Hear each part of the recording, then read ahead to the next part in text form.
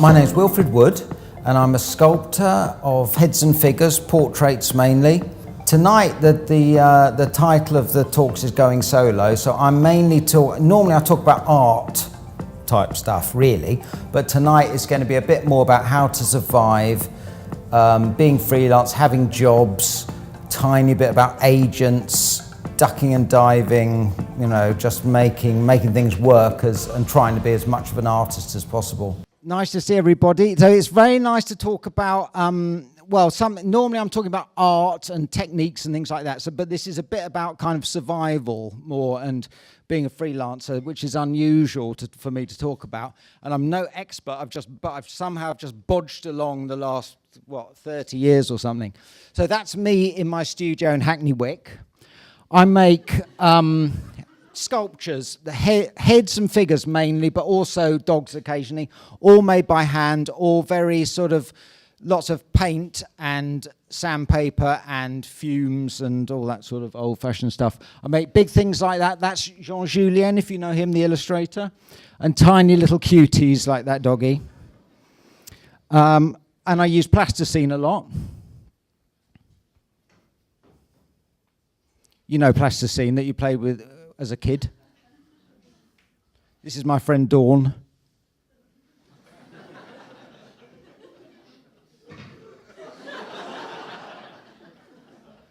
I make figures like this sort of thing. This is the plumber. Take a good look.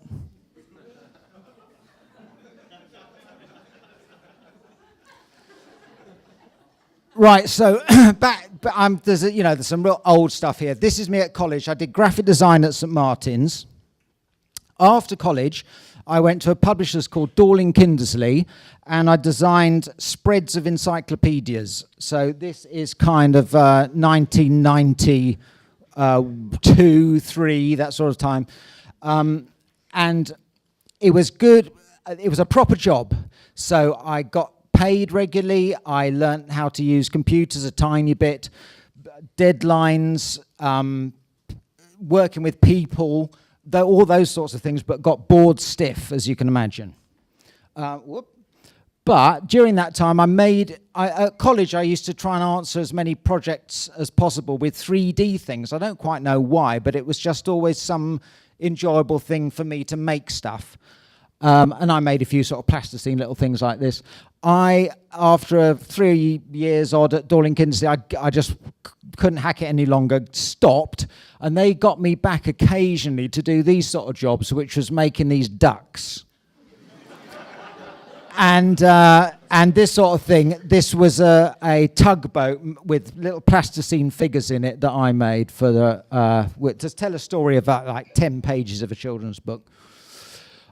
But it wasn't really enough work, so I thought what I need to do is have some sort of other string to my bow. So I did this.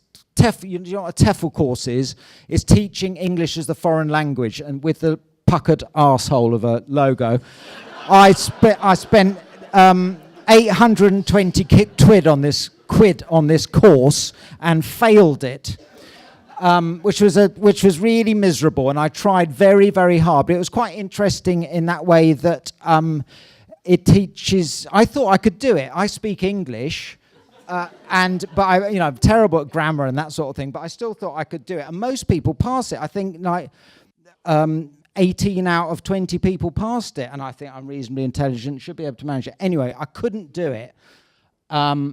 So I was in the doldrums, but then this thing came along, which was spitting image, which one or two people may have seen, and a few people. Anyone heard of spitting image or even seen it? So it's ages old now, but I worked there for again a sort of similar period, like 3 years, and it was great, really good fun. And I got the job just because I knew someone who worked there. That's me with Jeremy Clarkson. So that's about 1995 or something like that. Amazing to think how long he's been going. I made eyeballs and blinks. This is eyeballs were a little sort of mechanism that made the eyes go side to side like that, and the blinks was a sort of puffy thing that you squeezed and the blink went down like this. I haven't really explained what the whole program is. I think I should. It was a satirical program. They used latex puppets of politicians, celebrities, that sort of thing. It was very rude and aggressive and hilarious to work on. That's my Rolf Harris. And that's him as he appeared on telly at the time, when he was still lovable. That spitting image finished. So I was, again, without really a direction. I thought I'd apply to the Royal College to do graphics, because graphics was still kind of my thing. I just wandered into making stuff. My granddad ran the place, literally. My dad taught there all his life. My mum had gone there, and I didn't get in. So it was extremely embarrassing. But what can I do? I just kept going with making my own for heads and figures, that sort of thing. I made all these monkeys at the time. This sort of thing. I didn't know what to do with them. Somebody suggested I take them to this shop, which was on Old Compton Street. It's gone now. I turned up there. There was a terrifying woman in charge of it. I booked an appointment with her to see these monkeys, and maybe they'd stock them in the shop. She took one look at them and said, "I think we've seen rather a lot of monkeys recently, don't you?" Which was a horrible ice cube down the back. But of course she was absolutely right. And you see the rabbit in the window? I was making exactly the same sort of things. Just cliche after cliche after cliche. Another horrible, embarrassing lesson to try and, find something a little bit unique. This job came along. So this was actually something I was proud of. I had a friend who knew someone who worked at The Face magazine, now defunct, but it was a cool place to have work. And I made these little figures, which were superstar DJs, Paul Oakenfold and Judge Jules. And it was an April Fool's, saying that you could buy these little... they're just made out of plasticine, but they were saying that they were plastic, and you could buy these little figures of superstar DJs. So that was really nice. Then out of that, this came along, which was the Cosmopolitan Kama Sutra, made out of plasticine, which wasn't too rude. I could show my mum, and it wasn't too embarrassing. And these went down quite well. This was great, actually. This is about the only job I've ever had proper royalties from, because I did this job, and then for months after, Cosmopolitan Brazil, Cosmopolitan Czechoslovakia, wherever, they would re-show these pictures, and I get paid again for them. This sort of thing happens if you're lucky enough occasionally. I've got to stick to the theme of how to sort of survive and make money. Anyway, that was through no sort of cleverness of my own. I didn't have an agent at that time. They just sent the checks in every so often. So that's terrific if you can get this sort of thing, assuming it still exists. Well, magazines exist in their weird way now, but I'll go on about that a bit later.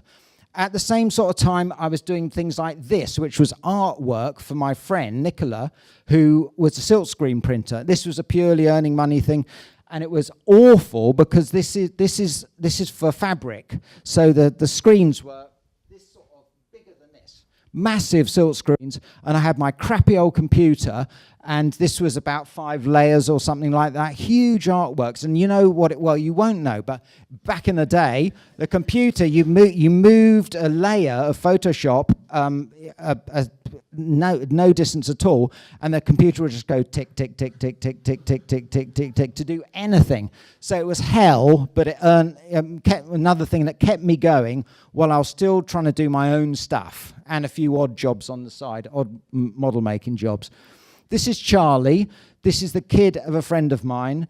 She commissioned me to make Charlie's head, like that, which was it's just one of those things that a bit like the face job. It felt like a sort of aesthetic breakthrough for me. I kind of nailed the character, and it was fun and approachable and cute and a little bit weird. You see his different sized eyes.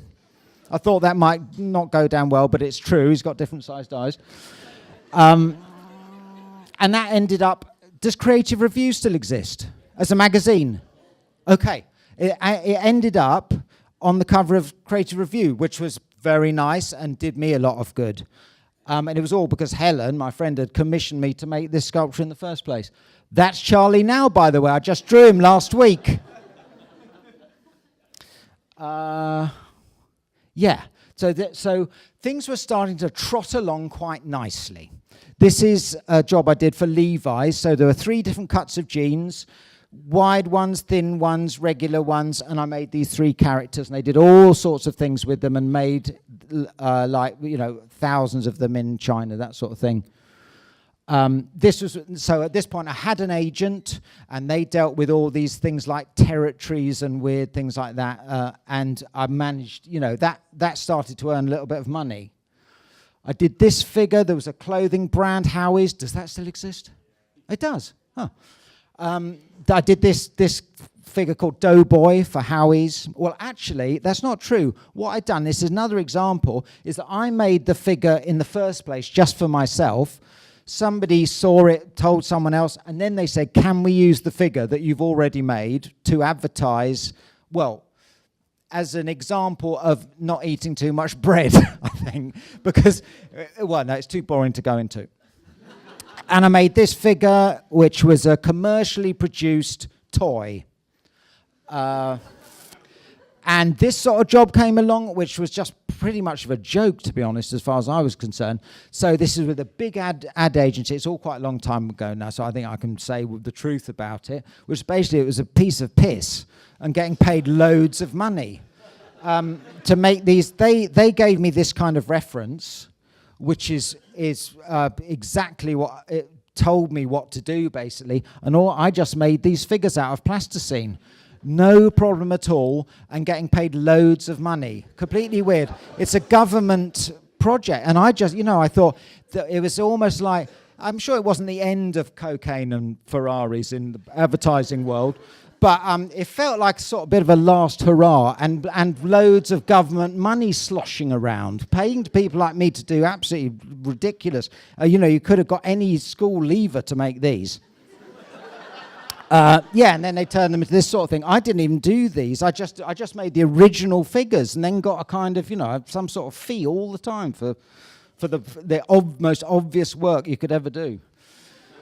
I'm just put bullet points. I've never used bullet points, but it's what people do in PowerPoint presentations, isn't it? So this is about 10 years ago.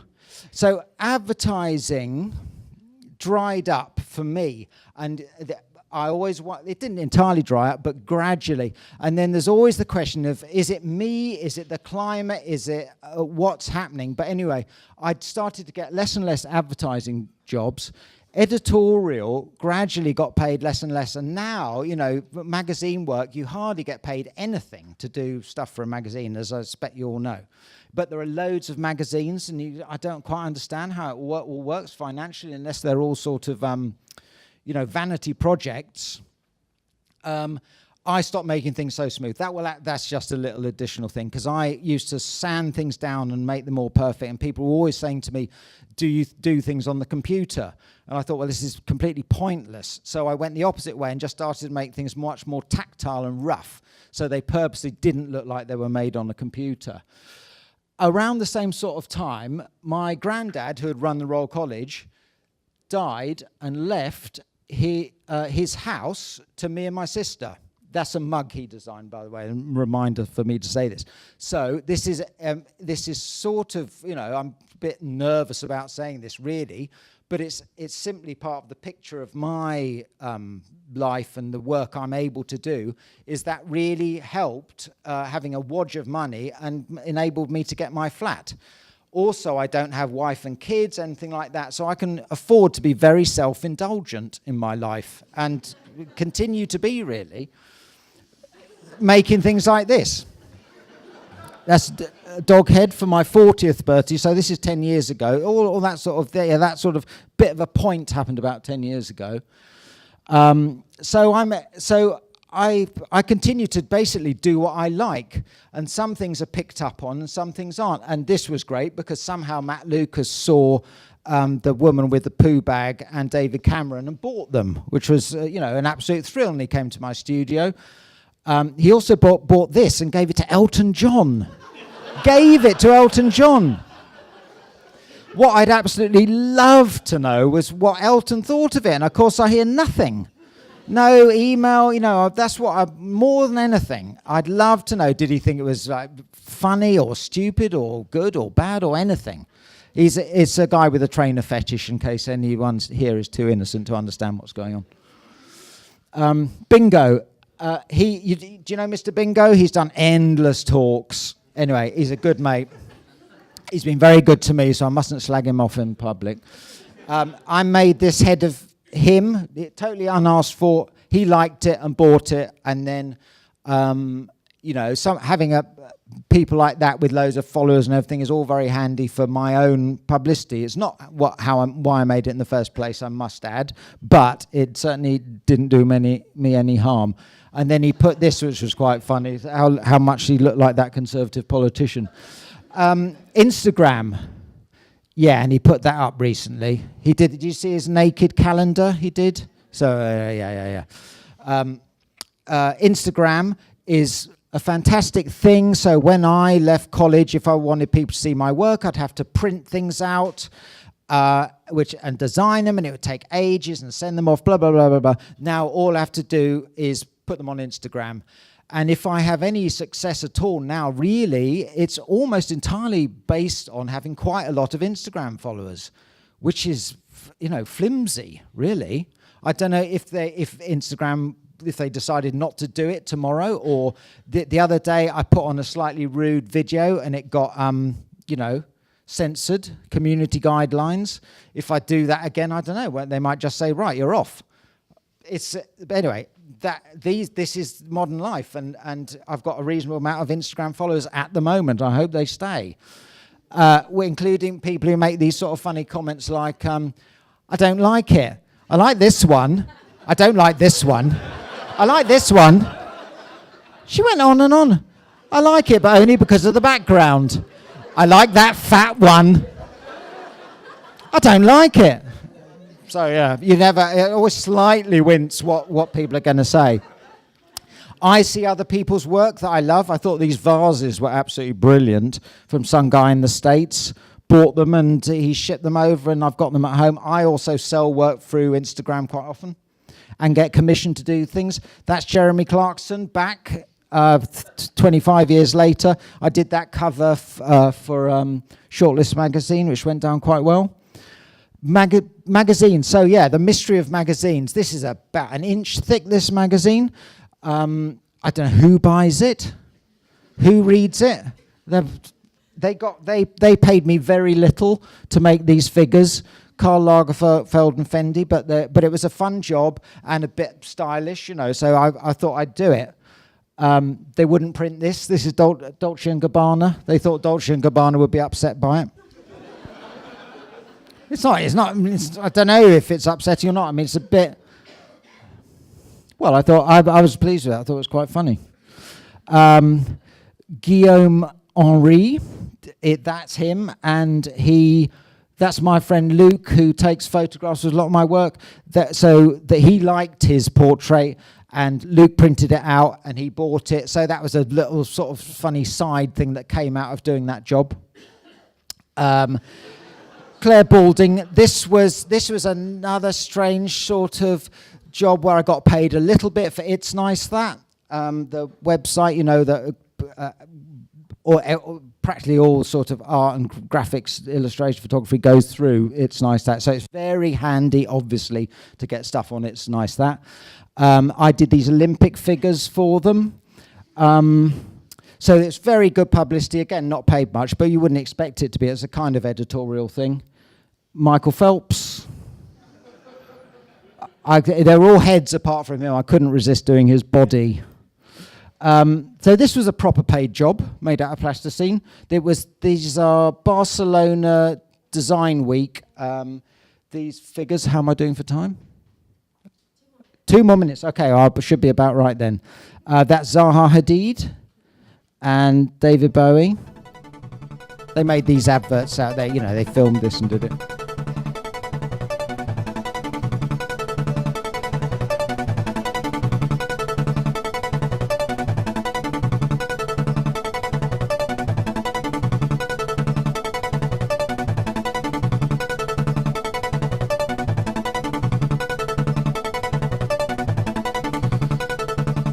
So it's lovely when people take what I've done and make something more of it. So this is what I'm doing now, really. To earn money now, people commission me, private commissions mainly, so I make people's mums or dads or boyfriends or kids, that sort of thing, I get paid for. And I do some workshops, like plasticine workshops, get paid for that. Okay. Occasionally I get paid for talks. And I'm going to have a show of drawings. So and I may or may not sell any drawings, and God knows how much to charge for them. I've no idea. But anyway, that's my friend Kerhow.